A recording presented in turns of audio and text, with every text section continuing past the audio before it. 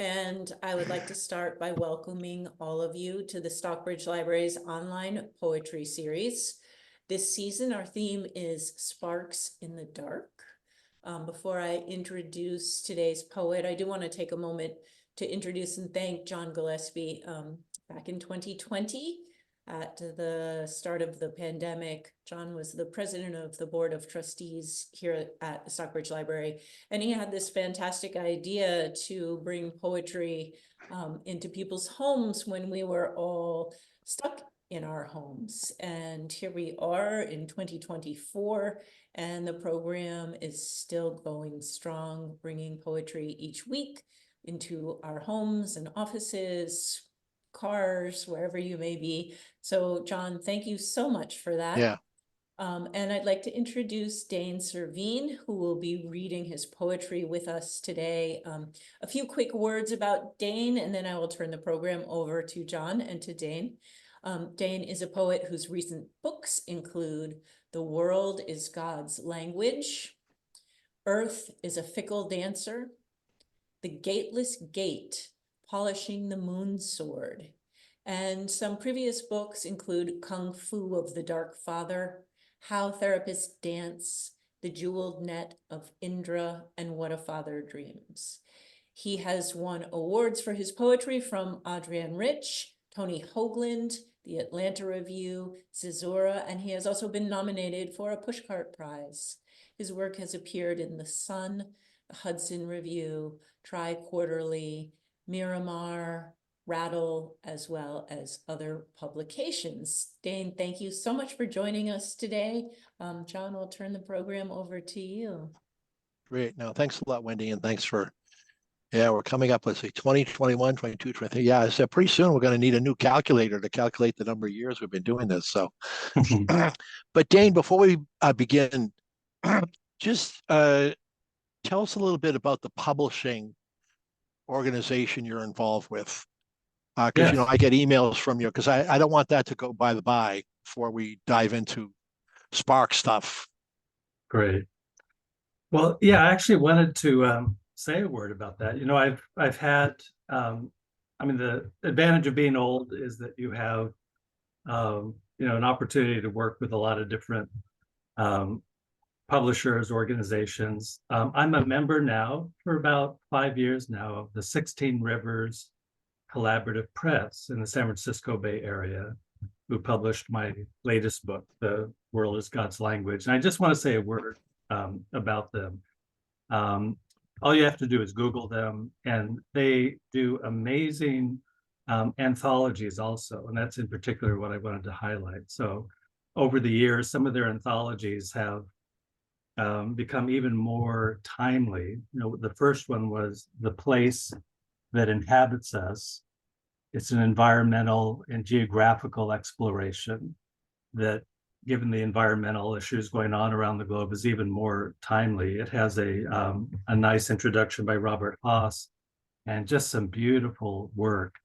The press also published just a few years ago on kind of social justice issues, another amazing anthology called America, We Call Your Name.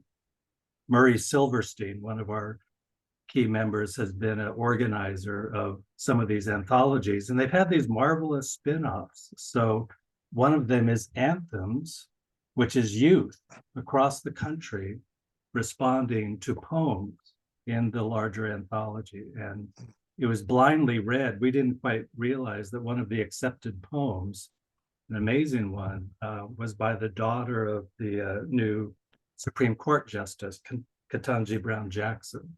And that was just a delightful discovery. And some other spin-offs, we get some grants to do youth work. Another one is Dear Earth, Hope River Poems from Young Teens. So this is where sometimes high school students and English teachers will take some of the work and create a whole youth response to the poems that they see and write their own. So I just wanted to highlight that. The press is really fun and doing some marvelous anthology work. Yeah, no, great. No, I just want to get that in before we soar into the stratosphere. Yeah. So welcome back. And well, I'm sure that probably Aaron, Joel, and Michael know your background. You have a very interesting background. You don't have to dive into it too much because it'll probably show up in your poems. But Yeah. so, what was your take on Sparks in the Dark, or the longer Igniting Sparks in the Dark? You know, the role of poetry to encourage us to take action. I'm hoping it's positive action. Mhm. Well, I went back to the book that I'll be reading a few things from, The World is God's Language, Yeah. which is a Simone Weil quote, the French Yeah. activist and mystic. And I've been struck by, her dedication to bringing light and little sparks into the world of darkness. So when I was thinking about her interesting title, The World is God's Language, I was thinking, well, it's not all light and love. There's a lot of tough stuff going on in the world, and the nature from kind of a Jungian or mythological sensibility it's all about the light and the dark together. Yeah. And so I think poetry and our contemplative process as poets is to embrace both the dark and the light. And so I'm going to pull a few poems from this book and others that reflect. I think of it as like keys on a piano. You got the white keys and the black keys, the major and the minor chords, and you don't have music unless you have that interplay between the major and minor sensibilities in life. So I like the idea of the sparks in the dark being just that. Great, great. So do you want to kick us off with a poem? Sure. Yeah. So these are, some of you may know already, these are small little, I don't know if you can see it, you can't. They're little blocks of paragraphs, little prose poems. And I would suggest that you Google Gary Young, who was my mentor in the prose poem format. I do a lot of other kinds of work too, but he's a lecturer at the University of California in Santa Cruz here, and the director of the Cowell Letterpress Press. And he just has some marvelous expositions about what prose poems are. So I'll give you a little example. This book begins with some of my own kind of autobiographical experiences, and then moves into travel and larger experiences in the world. But this first poem is called Communion. And I chose it as kind of the theme for today's reading. How do we find communion with the dark and the light aspects of world and psyche? And this is where I kind of got inspired with my father, communion. My father was a preacher. At age 5, I was too embarrassed to follow the others to the altar where he gave communion. But afterward, my body crumpled into his as he soothed, brought me alone behind the choir benches, the organ, the towering cross, to the room where bits of bread remained on the silver tray, a few tiny shot glasses still filled with grape juice. I hungered for him, my remote father dressed in Sunday black. So when he pressed the crumbs into my hand, the purple stain to my lips, said, "This is my body, this is my blood," I took him inside, believing. And an interesting note about this poem is someone asked me, like, oh my God, was there some sort of priestly child abuse or something like that here? And no, there isn't.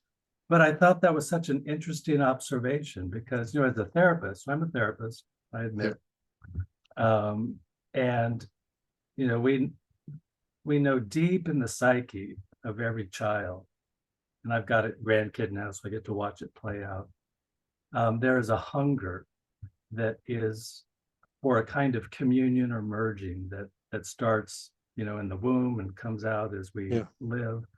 And it has a similar pathos, I think, to all darkness in life. So this notion of fusion and hunger for something is, what I see as a therapist in so many of us, and feel in myself. Yeah. And it often has some conflict, like with my own father. So similarly, maybe I grew up in the San Joaquin Valley, a tiny little town in the central California. And as a little kid, you run into magic in weird ways. So my Uncle Bob, who was in the South Pacific War and went through so much, would visit us once in a while. And so this poem is called Old World. Uncle Bob used to visit us at Sandy Acres, our handful of almond trees, old barns, scattered chickens and goats on the outskirts of town. My parents had become teachers, dabbled at farming between dips in the pool and nightly television. But Uncle Bob was a true rancher, a Navy man, had seen the dead, the sunken ships, the roosters running in the dirt, headless. When he came to visit, he knew only one way to live.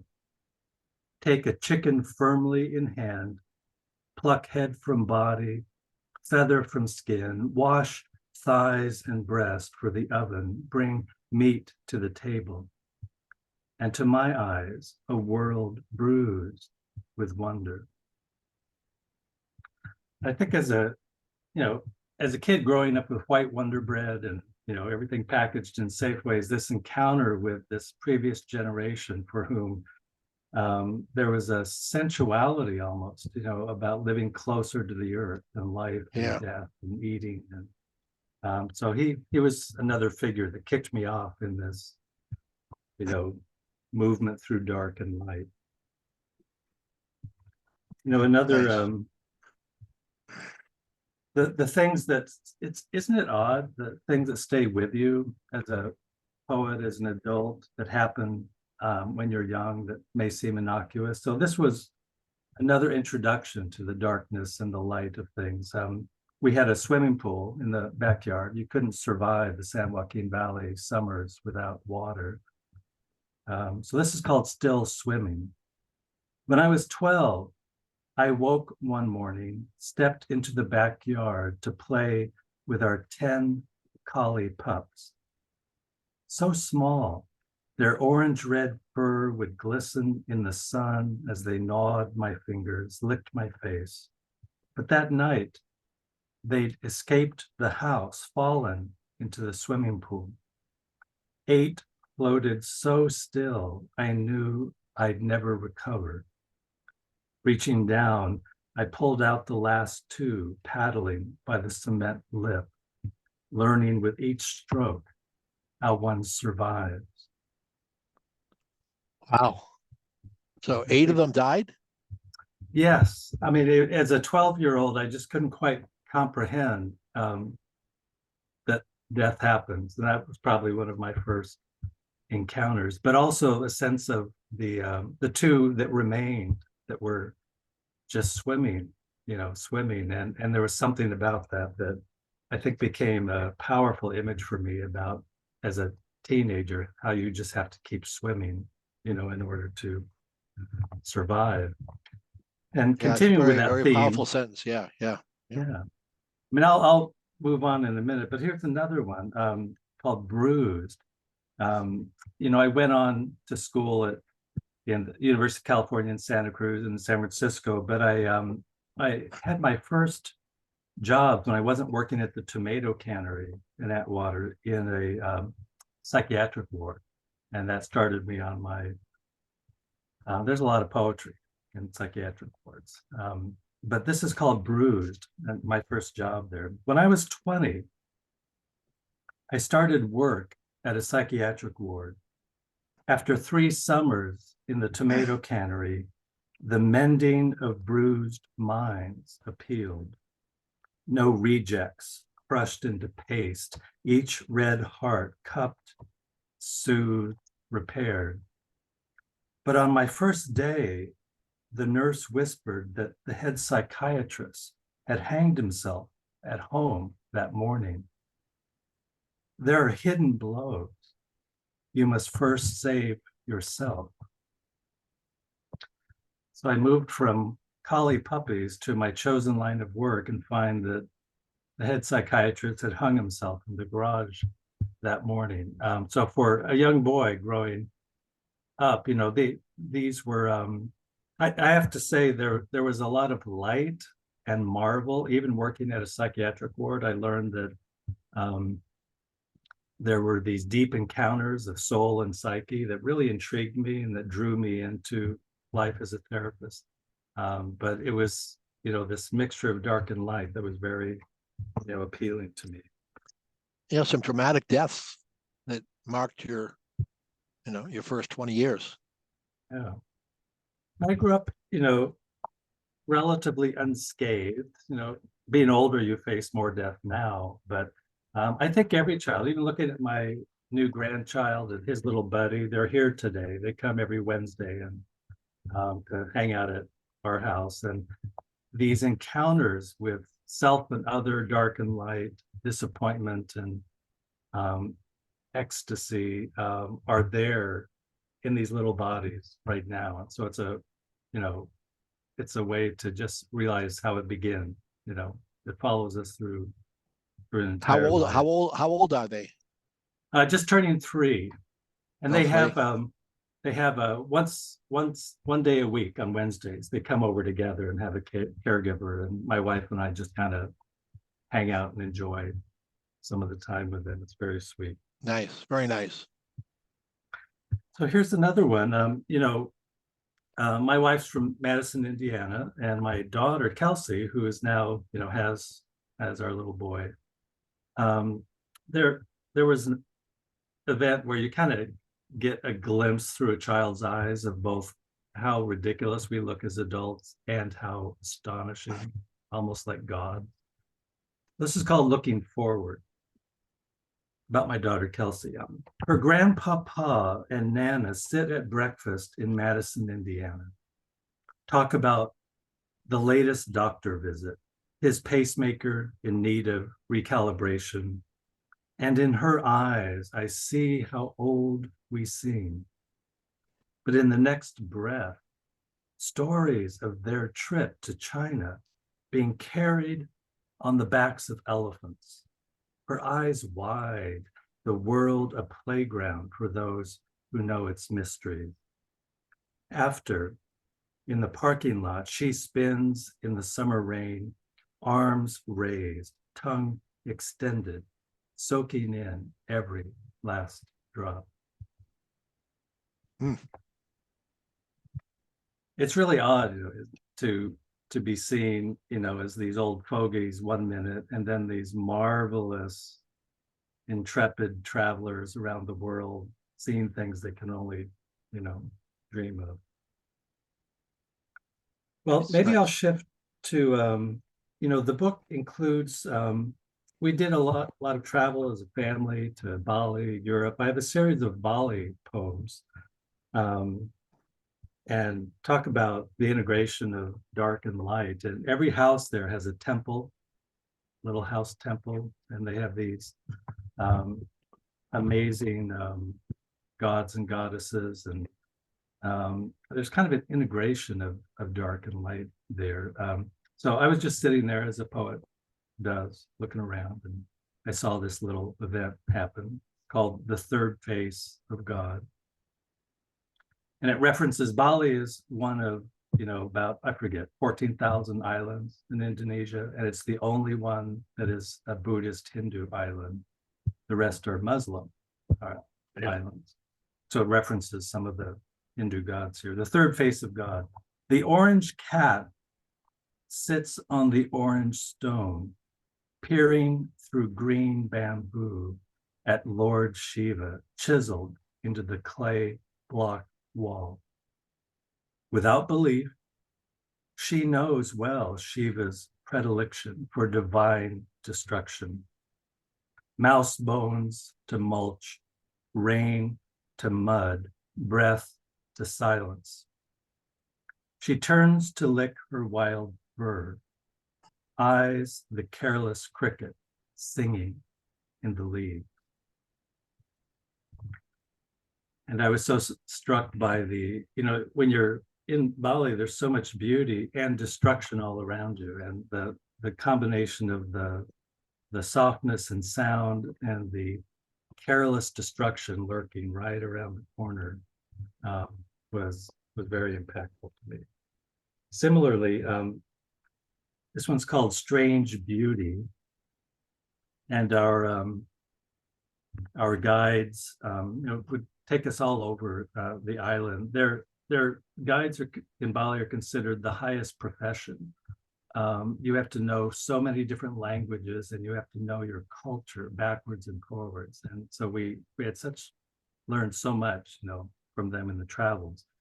This poem is called Strange Beauty. Our Bali guide brushes his hand over the bark of the jackfruit tree, shows us knife marks children have made. They collect the sap that oozes from the wound on long, thin branches and then stalk dragonflies. After, they run laughing to mothers with their delicious prisoners, roast them over coals, pop crackling dragons into open mouths. It is a lush world, each wound a strange beauty. I think if there's something that travel opened up for my kids, was coming from a very kind of safe, sheltered environment into more contact with nature and other cultures, which is where and how most of the world lives. And so that was another kind of dark and light environment that I think as a family that we were able to introduce our kids to. Let's see, there's a poem, I really like this poem, so I want to read it again. It's called The Dreams of Antelope. It was published in a really great anthology from the Georgia University Press about environmental concerns. And this was just a news item that I saw that you may find familiar, called The Dreams of Antelope. But it's something about the power of the dark that makes everything else work. In Yellowstone, wolves were reintroduced into the mountains and then fed again on the antelope, which stopped overeating the willow trees. So the birds returned to sing, and beavers started making dams again from the fallen branches, resurrecting the marshes. And once more, everything started turning green because a wild predator was allowed back into the dreams of antelope. Ooh. It's a very simple little circular movement in the poem, but kind of from a Jungian perspective, which I appreciate as a therapist, there's the sense of you can't just eradicate all the bad. You need the dark predator lurking to make the entire environmental cycle somehow work. And isn't that true about us too? Yeah, it's very, very interesting. Very good observation. I worked, here's a poem that one of my fellow poets, Elliot Shane, in the 16 Rivers Press, we both are therapists and worked with teenagers for many years. And he really liked this particular poem. I served as the director of children's mental health in Santa Cruz for many years, worked with the schools and juvenile justice youth. And I just had to write a poem about there's so many marvelous youth just waiting amidst their own darkness, so to speak, for a spark to set them on the right path. So this poem is called Modern Hero.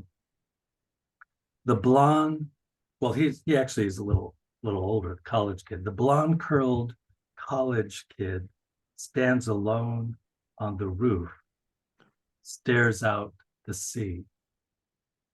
His green baseball cap askew, his black Metallica t-shirt untucked, beer held absently between two fingers. The ocean, like his discontent, knows no bound. He is measuring the quest, how far he must go. with no timber, no compass, no sail. I live on, just 3 blocks from Westcliff Drive, the Monterey Bay. And so every time I walk up and down it, you'll see all sorts of things. And I was so struck, by this young man, and you could just see something in his eye, kind of the call to something greater in life that he had no idea, how to find yet at his young age. But there's also other beautiful things to see on Westcliff. Our coast got battered recently, so there's big orange dividers keeping us from falling off into the ocean while they repair it. It's been a little, I've lived here for many years, and our coast took a real battering, so it's slowly kind of coming back. But Hey, you'll Dane, see music. Dane, before you Yeah. read the next one, we Yeah. we take a little break midway through, and we have the audience provide some comments or questions, just so we can Oh, great. have some. Yeah. So does anybody? I wanted to do that before no, because I'm just loving what you're sharing with us, but I just want to make sure we get in all the little elements of our program. Right. Anybody have a appreciate that. question or a comment? Kathy Haley knows, don't let the poet off easy, right? Aaron, this is your shot. Come on, bring it out. No kidding. I'll just say that I really have enjoyed the both the prose poems, and these last couple were in lines of verse. I'm assuming No, they're still in that prose. they're still in the prose poem section. Format. Yeah. I write in a variety of different forms and shapes, which Yeah. I'll move to next. But and it is interesting. Gary Young talks a lot about listening for the line, and he used to originally write in verse, and then now only writes in these small paragraphs. Right. And that sometimes you can tell the difference when you hear, and other times you can't, and maybe that's fine. But Yeah. the prose poem is supposed to have a little bit of a quiet and compressed sense around a particular moment. So all the ones I've been reading so far, and this entire book, is just a collection of my prose poems. And the antelope piece also? Yes. Yeah. Yes. Okay. All right. Yeah. The reason why I wasn't sure, I think, is because you mentioned the anthology, so I thought maybe it was in a different format. Thank you. I've enjoyed all of them. Oh, good. Thank you. This might be a disappointing question, but I just want to know, what is the last word of the first poem you read? I think it was believed, but I didn't get the verb tense. Oh. Exactly. Yes, it is. I took him inside believing. Believing. Okay, that seems really important. Thank you. Yeah. Believing what? I don't know. As a young kid that age, but there was some cathecting with the dark, unavailable father that set the tone for much of the rest of my life. Yeah. And but I believed that content. That's a great question. And does writing the prose poems the way you're doing now, is it helping you grapple with our national ecosystem and the darkness we see now? Does the prose poem do something to help you with that? I think it does. There's two, I'll just read a couple of poems later from a couple of different books that have really different forms. And particularly, my son Gabe is turned out to be a slam spoken word poet. And so I've learned a lot from him. And some of my work actually reflects more of that rant or ramble. The prose poem makes me hone in almost in a meditative way. So my three main influences are I'm a poet, I'm a therapist, and I'm a meditator and practice Zen. And there's a marvelous group called Pacific Zen Institute, PZI, up in Santa Rosa. John Tarrant, who comes from Tasmania, actually, Australia. He's a Jungian therapist and a Zen teacher and a poet. I liked him immediately. And and they work a lot with art, not just sitting still with black robes and staring at a wall. They work a lot with art as a contemplative process. And so as questions have come up about the national scene and the international challenges, what I find, to answer your question, is I use my meditative practice, and I'm very informal, but to kind of find my way to a moment of some news event or some feeling I'm having, and give some just brief moment of holding that. And there's a great Zen image of sometimes you can't, it's like a hot brick, you can't spit it out and you can't swallow it.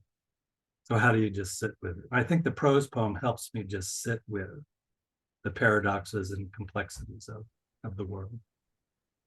Do you think prose poems, is it because there's such a focus on process that they allow you to do that in a way that a line poem wouldn't, or is that just incidental? I think for me, it's somewhat, you know,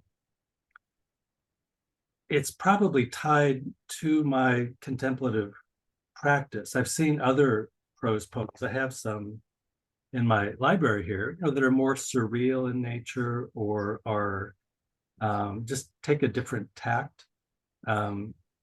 So I think there's a variety of ways of using a prose poem, like there is a variety of ways of using a lineated poem. But I find there's something about the shape that forces me to a different contemplative and writing outcome. And so that's how it works. That's how it works for me. When I'm Thanks writing a for lineated poem, I can get going. You know, Yeah, takes me out across the right. landscape, which is also good. I love that. But Yeah, this, so there's this a has like its, just a holding still. yeah, Okay, yeah. Thank you so much. yeah. Great. Very nice. Thank you. Thank you, Aaron. And Kathy. Also, yeah, it's great to have, isn't it? I went to a poetry reading last night in our iconic bookshop Santa Cruz in downtown Santa Cruz, and listened to a couple of poets, and we had a lot of great questions and answers afterwards about this writing process. And that reminds me of John may have seen it. I stumbled across a newsletter, Kenneth Salzman's How to Grow a Poem, and he interviewed me and took two poems that were very different, both of which had won awards. One was a big, rambling, Jeweled Net of Indra poem that Adrienne Rich chose in a long time ago in a contest. And then this tiny little lineated poem called The Blue Horse that won an Atlanta Review Award. And he was very evocative in trying to pull from me just the writing process for each of these. And his whole newsletter is about the writing process. So if you are interested in a regular, I think it comes out every week or two, Kenneth Salzman on Substack, How to Write a Poem, you'll get to read a lot of poets talking about their process. I'm finding it very interesting. I'm going to send that around to people if they want that. Do you mind if I ask you your experience with Saddle Road Press? Yeah, I noticed that was in your bio, and they put out a book of mine in 2011. Oh, did they? Okay. Yeah, but that was when they were just moving from here to Hawaii, and I noticed in your bio it says Ithaca now. Is that right? They've moved back to New York. Yeah. When I had a book published by them, it was when they were still in Hawaii. I have a sister who lives out in Hilo, and they were kind of nearby. Mm-hmm. But I know they're now in New York. I had a marvelous experience with them. They, on a whim, you know how this happens sometimes. You send stuff out, and nobody cares. And every once in a while something lands. And so they had a call for a cross-genre work. I didn't really know what that meant, but I sent them an entire project. You can't really read it, but it's Don designed a gate. It's called The Gateless Gate. Yeah, he did my cover too. I mean, I haven't seen them in years. Uh-huh. No, I think Nice- they're still Nice they're people. still doing their thing. It's called but- the Golden Gate. Was that that book? And I'll read one or two in just a moment from this. It's called The Gateless Gate. So the Gateless Gate is a very old and traditional 48 koans in the Zen tradition. And poets traditionally would write their own poems in response to these koans. So when I was studying with my Zen teacher, John Tarrant, he said, well, why don't you just work this into your practice? Why don't you write your own series of poems in response to the koans? And I was like, what? Interesting. And Yeah. but I did. And then I also took a stab at another prose poem format of taking Japanese and Chinese folk tales and writing my own encounter with them.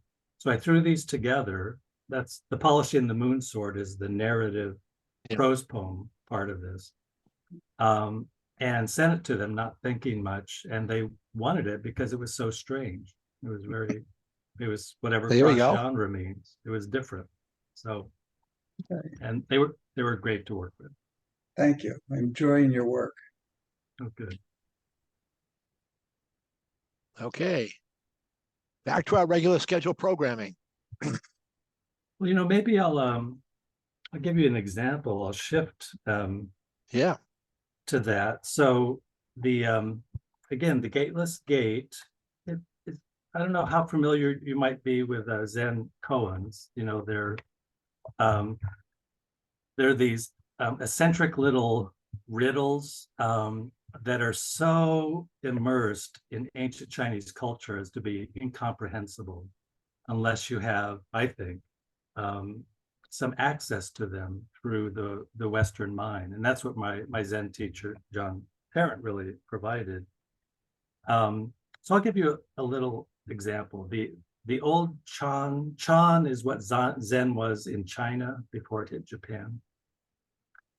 And if you read these koans as though you're reading The Three Stooges or Laurel and Hardy, that helps you understand all of their weird exchanges in koans, because for them it's all about being awake and the surprise of, are you awake now? And so they give each other a hard time. And so this first koan in the Gateless Gate is, I'll read it just because it's one line. A monk asked Master Joshu, has a dog Buddha nature or not? And Master Joshu answered, moo. And moo means no. And it's so shocking because of course everything is Buddha nature, in the old Zen ways. But his response of no became one of the most famous koan in Zen, and practitioners would sit with mu. What the hell does mu mean? And it has something to do with rejecting the yes and no approach to everything. That's what he's saying. But my mind took me in a very different direction about the dog. And it's a little mischievous. So my first poem in response to the first koan is called Joshu's Dog Speaks. No is all I hear all day long because the poor monk won't shut up. Some Zen master too, he knows I'm more Buddha than this ornery student will ever be. Smells too clean, never looks at me directly. But my master keeps trying. Gotta love him for that. Moo, moo, moo to every question the asshole asks. Don't get me wrong, I love assholes. They're my main way of finding out about what's going on in the world around the corner on the next block. But isn't it obvious? I mean, my master's answer, it's just his way of barking, like, shut the fuck up. It's not even a question, man. There's only one nature. It's not hard to follow. Just stick your nose to the ground, follow the scent, spray your own to accent the fragrance of the other spot, and keep going. Lick your privates now and then. It's called the way, man. That was pretty irreverent, but Yeah, I was gonna say. But and there's some much more serious ones in here. But each of these, you know, when I was talking with my the Zen teacher, is like, in this tradition, these are the poems that happen in the moment in response to each koan. If I did another round, they would be totally different responses and totally different poems. But that just gives you a little taste. Here's another one. I do have kind of some ridiculous ones in here, but so koan 16, it's called Bells and Robes. The master asks, the world is such a wide world. Why do you answer a bell and don ceremonial robes? It's a little of a contrary koan, because all these students are coming to him all dressed up in robes, and they're doing the bells and they're doing all the ritual. And in response, the master says, why are you doing all this stuff? You know, to try and get them underneath what all that means. But in Zen, there's this notion of emptiness and form. And once you get the hang of it, it doesn't matter what kind of ceremony you might do. It's all form to try and point you towards, you know, the inner emptiness inside. So this poem came out. It's called The Dry Cleaners. And it was based on a Zen story I'd read of some little Zen master up in Minnesota or someplace who, you know, you come over and you just do a job in addition to doing your temple. The Dry Cleaner. The master loved America. You could become anyone, do anything. Well, within the confines of the usual race, gender, class wars, nothing new about history. But for a Buddhist dry cleaner on the urban corner, this had to be one of the innumerable bliss realms. Every day, someone forgot something. Faded blue jeans with holes, Armani suit, red low-cut satin dress, Mickey Mouse silk tie, a Catholic priest's black garb with pearly white collar. His favorite was baseball uniforms or the peach-colored polo shirts. Before laundering or dry cleaning, he'd sometimes try them on, knot Mickey's tie round the priestly robes, even stick his thick neck and arms through the satin dress, zip himself in, then sneak into the back, pull out his folding metal chair, the meditation bell, and sit for a while. It was good to be a Buddhist in America. You could be anyone.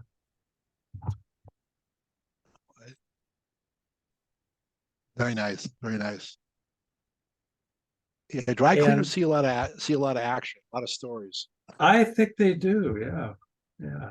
And that, you know, it was just my playful way of trying to express some of the essence actually of the Zen practice, that you know, there's this integration of how do you say something in this, and this is what's hilarious about Zen. You know, they make such a big deal about it being a wordless thing that you can't say anything about.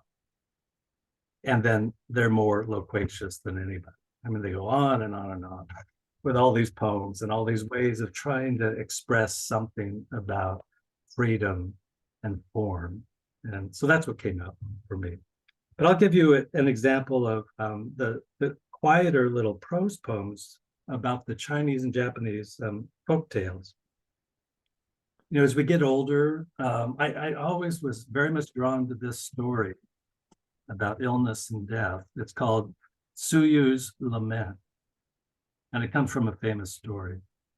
The four old men look at each other and laugh. Who can make non-being their head, life their spine, death their butt, all one body? These are true friends. Before long, of course, one of them becomes ill. When the others visit, he says, "It's amazing. The dark enigma is crumpling me into such an embrace. A hunched back, chin tucked into belly, shoulders topping skull, nape pointed at sky." Hobbling over to a well, he looks at himself in the water, sighs again, such an embrace. All four friends know where they are headed. Her strong arms, silken skin welcome them one by one, like a mother folding them shoulder by hip back into her body. So in the prose poem, I have in italics some of the original language in the story, and then I kind of weave a little interaction of them around it. And again, there's a tone in some of these old tales that, in terms of this, John, in terms of the spark in the dark, or this light in dark, you know, there's in ancient literature, there's a lot of confrontation with, you know, the Buddha's three messengers, apparently, when he was young, you know, was illness, old age, and death. And those became the openings into the light, you know, as you embrace these things. But the last one, maybe I'll read from here, gives you a little different angle on this notion of desire. Part of the beauty of the Western mind, I think, is it brings to the Eastern mind some more powerful embrace of the role of desire. Robert Bly gave a marvelous talk in San Francisco some years ago where he'd read poetry from East and West and talk about the two great ideas, the unborn mind in the East and the power of desire in the West. And that, you know, we get to be in the middle where they come together. So there's an old story that I'll read here. It's called Cassia Tree Moon. And it's about a famous figure. Wu Gang stands in the Japanese print, immense axe with red sun scabbard in one fist, the other pointing toward a moon filling half the page. Blue robe tousled, black beard scraggly from neglect.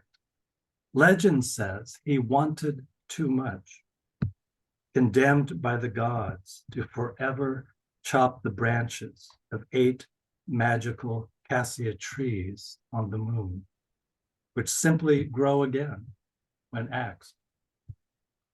He does not look unhappy. What better prison could there be? Walls of night, this immense light. He sharpens the iron blade, aims again at the root, hoping his sentence might last forever.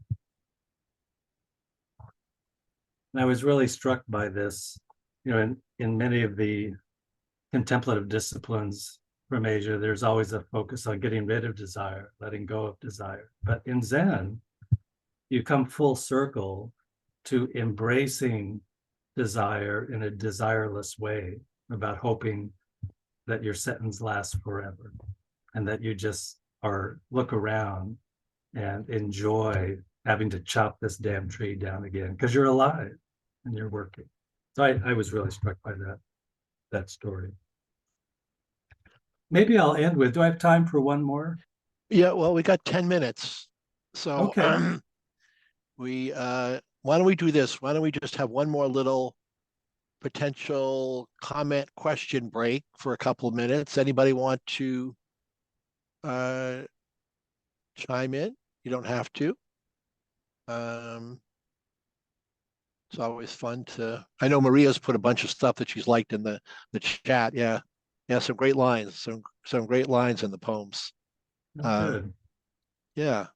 I'll get too distracted if I look at those. I just did that.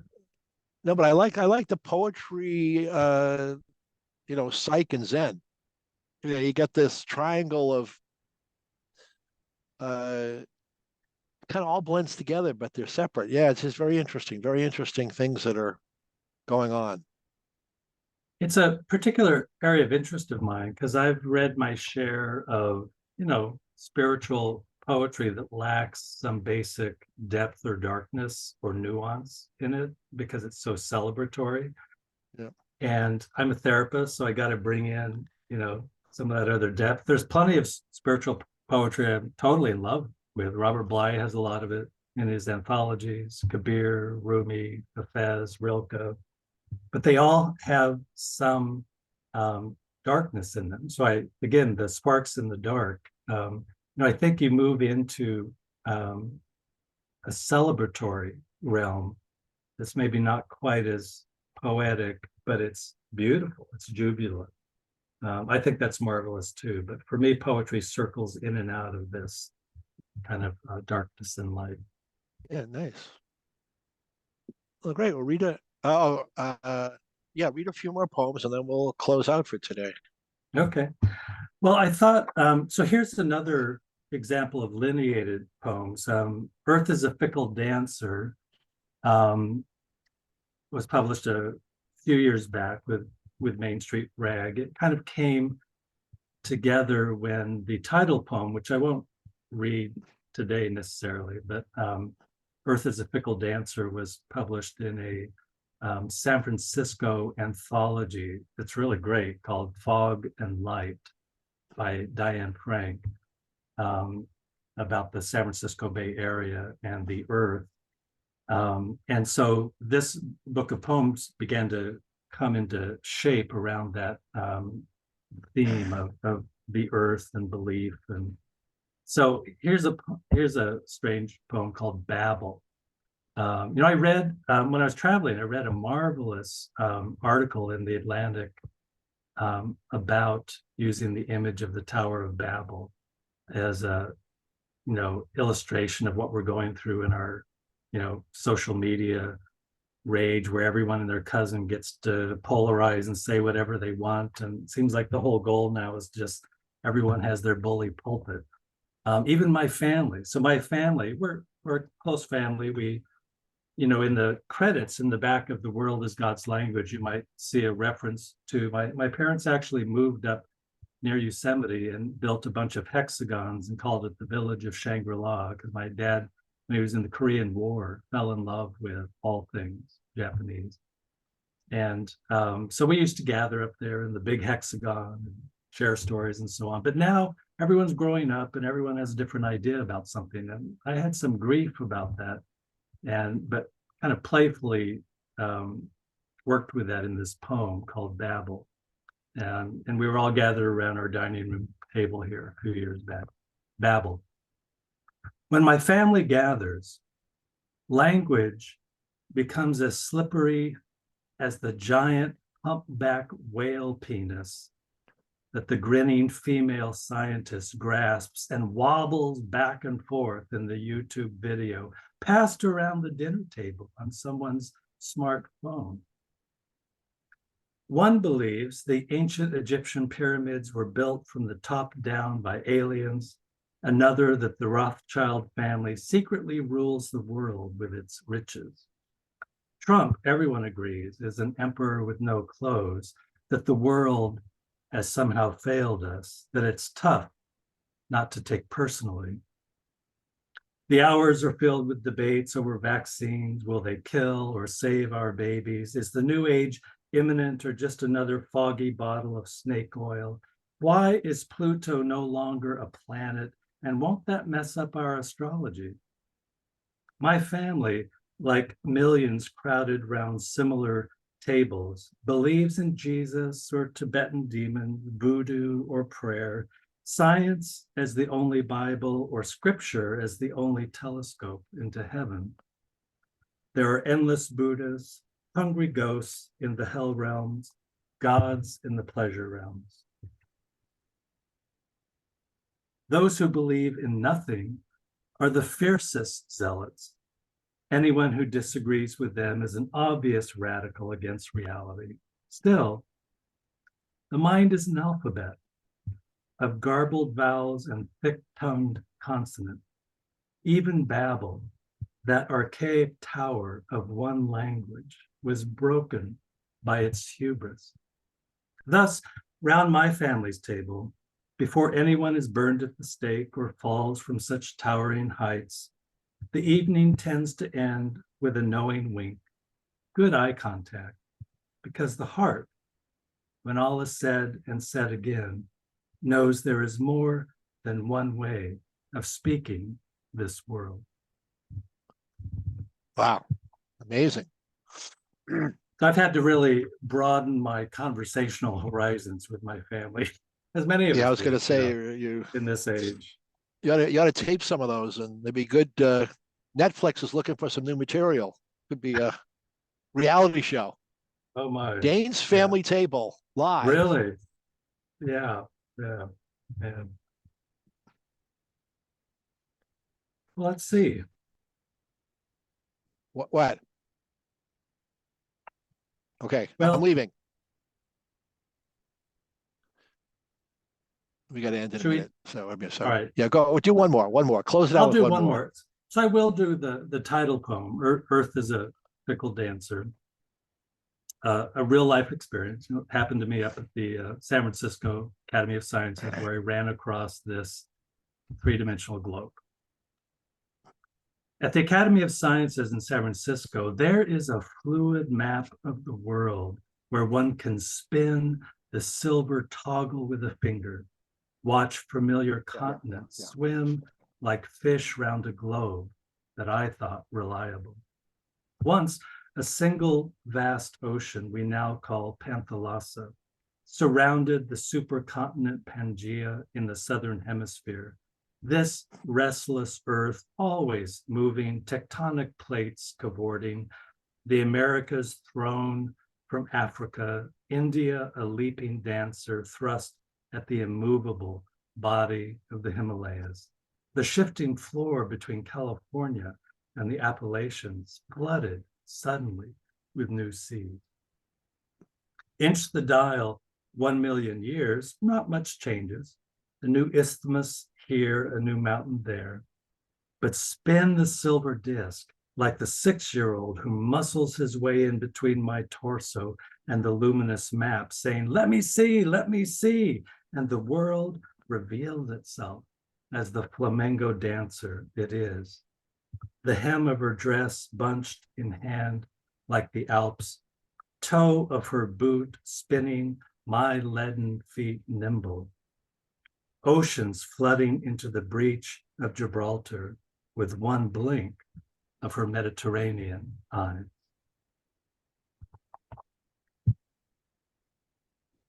That's just a little This has key been onto this. yeah, this has been a fascinating hour. It's Oh, good. For me too. always a pleasure. Always a pleasure.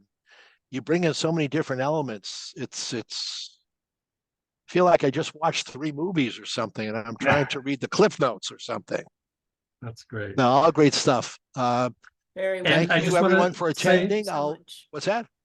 Oh, and just Google my name, Dane Yeah. Cervine. I'm the only Dane Cervine on the planet, apparently. And you'll find my website and you can just tool around some more. Yeah. Thank you so much for a wonderful, wonderful reading.